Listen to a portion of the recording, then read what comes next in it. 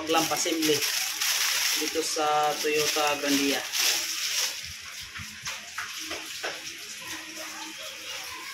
Yung kasama niya.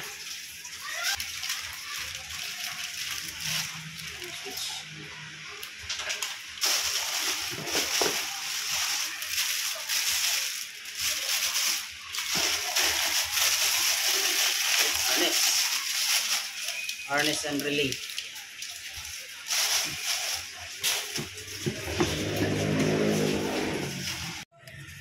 So yan, pagkatapos natin mag-unboxing, gapang na tayo dito sa ilalim at tatanggalin natin itong clip gamit yung flat screw.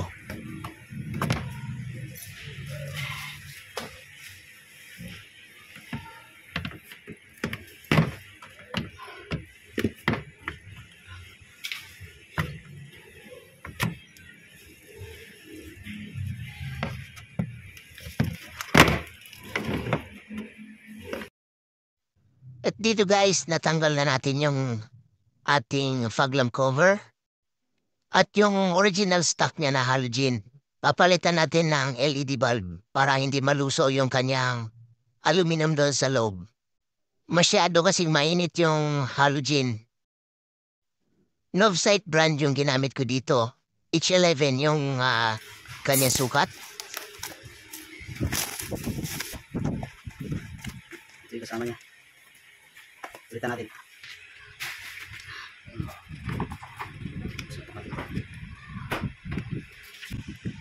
Yan. Okay, ulitan natin.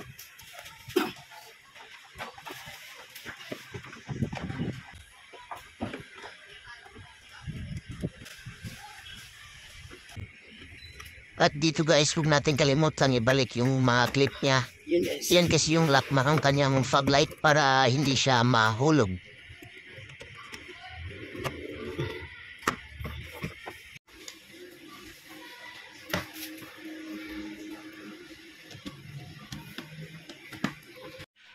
Pagkatapos natin ikabit yung fog lamp assembly, ihirapan naman natin yung ating wire papunta sa loob.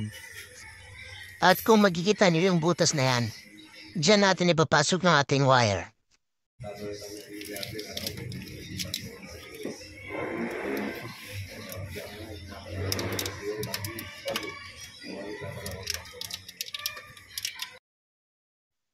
Kailangan naman natin tanggalin ng konti yung kanyang mating at para makita natin yung wire na nagagaling doon sa ilalim. Pagkatapos yan, hilahin nyo ng dandahan.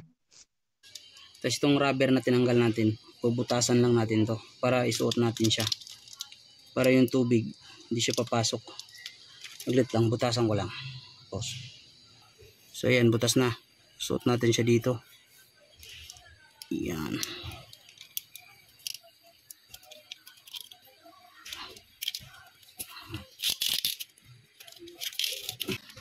Yan.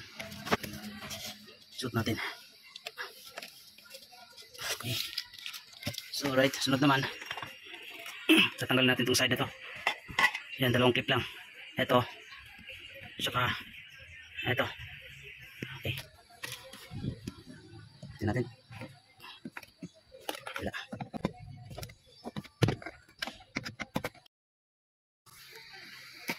Yan, hilahin lang natin.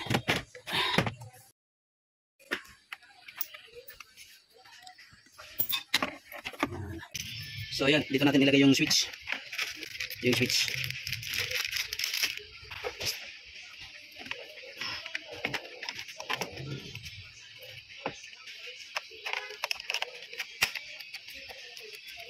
Okay. Tapos guys, ito yung wirings. Wirings muna natin. Ito. Tatap natin to sa ACC. Itong pula na to. Tapos itong ground, yan, common na yan, chassis ground. Tapos itong red na nanggagaling sa switch, tatap naman natin sa parking light.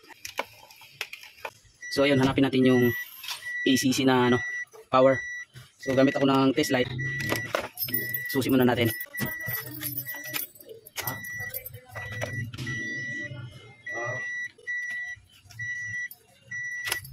Yun yung ACC niya.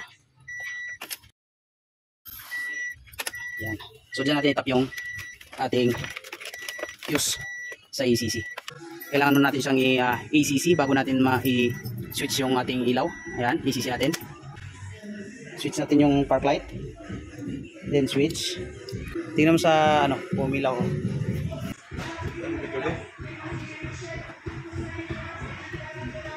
Balik na natin.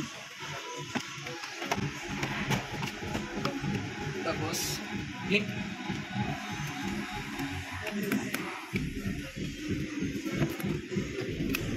Right.